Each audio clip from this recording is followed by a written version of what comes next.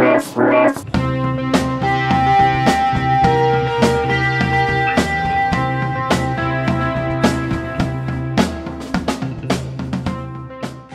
much does the phone lag after exiting the browser, messaging, YouTube, etc. on the home screen while the apps are still running? Well, let's give it a shot. I'm going to just open up several apps here. Then we'll do some kind of responsiveness testing. Okay. I don't like that when the app calls back.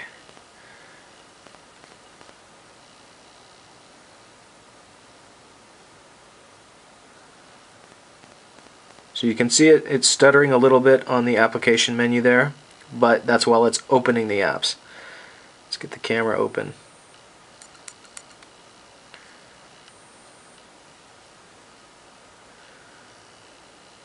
Messaging, you said. Okay, so let's see what we have here. By the way, I want to mention really quickly that I absolutely love the way they made the home button respond for a long press to bring up the recent apps. It's like perfect timing on when the long press registers and you get another buzz. Really subtle haptic feedback when it does that. It feels so nice. I know that sounds stupid, but it really, it's just one of those little touches that reminds you you're holding a nice phone. Alright, so there we go. We've got, I think that's a reasonable amount of apps to have open, yes? So what do you want to check out? Let's try droiddog.com.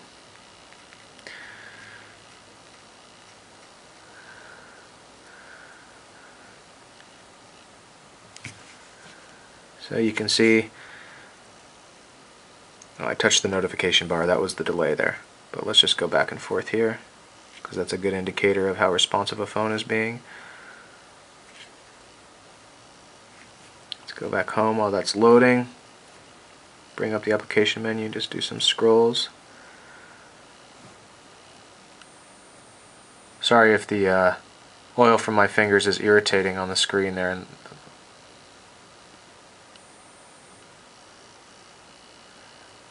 work with the lighting I have. But you can see once the page finished loading, I got a little haptic feedback, and all of a sudden this got smooth again. So it's got kind of a lot going on right now. Should I load up a few other things? I haven't rebooted since I ran the game. It's not going to show in the recent apps, but oh yeah, I forgot there's no pinch and zoom. Not yet anyway. Okay, so it's going to redraw it. Actually, it's not done. Oh, I hit a link apparently. Let's go back to the home page. See how it loads a page that's cached.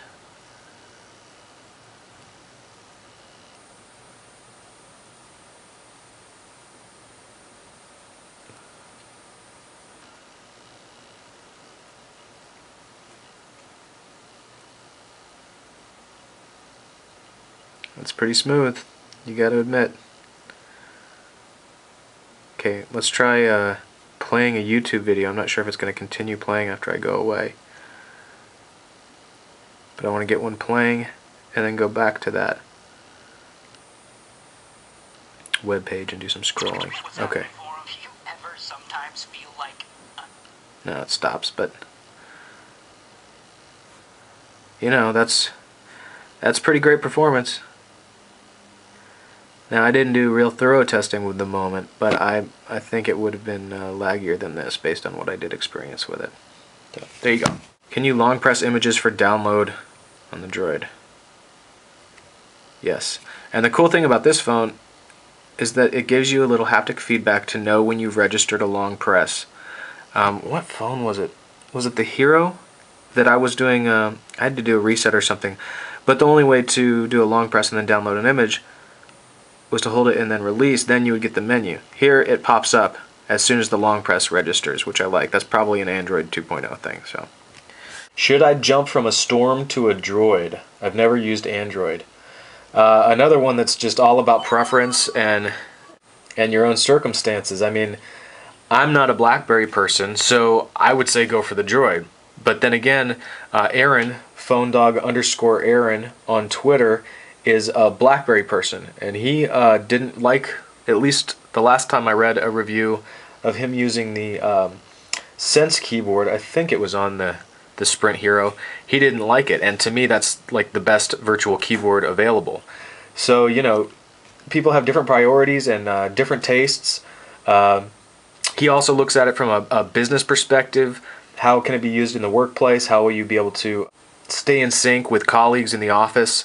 You know, I think you should probably talk to him, read his reviews, look over my reviews, but I mean, you have to try something. If you're making a jump from such a different platform, you know, you really have to research it on your own. BlackBerry is much more mature than Android. In my mind, Android is easier to use and it's friendlier for the purposes I need it for. But that's a personal thing. I don't know what else to tell you there. iPhone or Droid, same deal. It's all the same. You know, these are all personal preference issues. Okay, everybody knows that I'm enthusiastic about Android, but I have to be honest with you.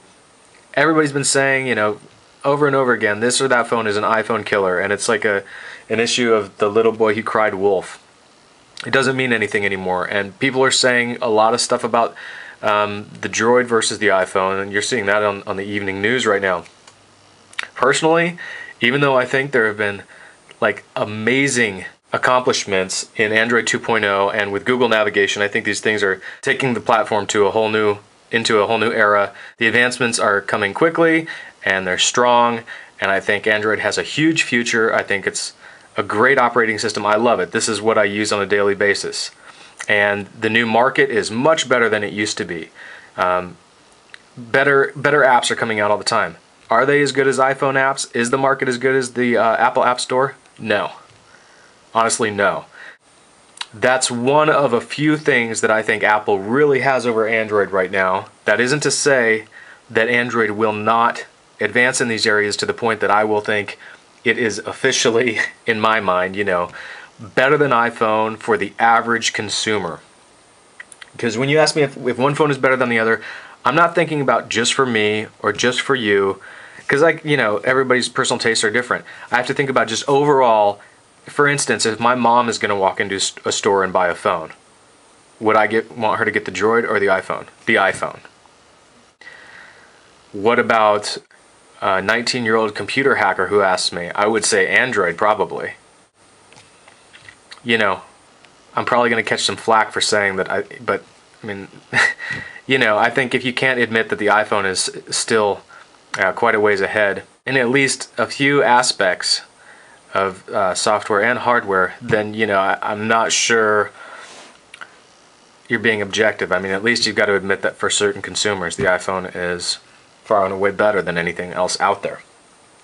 The Droid display, though, is better than the iPhones. I mean, that's just, I think, simple numbers, really. And Android 2.0 is going places, let me tell you.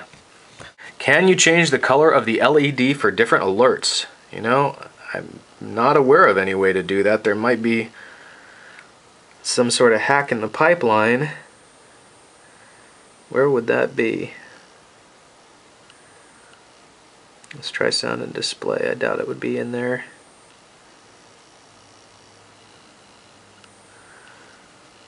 But I can't think of where it would be.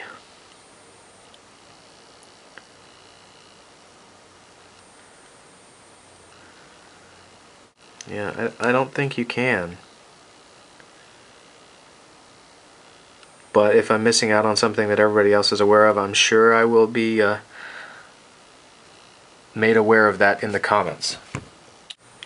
And I think this next question was just, it was from somebody who asked about putting the Sense keyboard on Droid and whether you could put Sense on Droid, which no, you can't.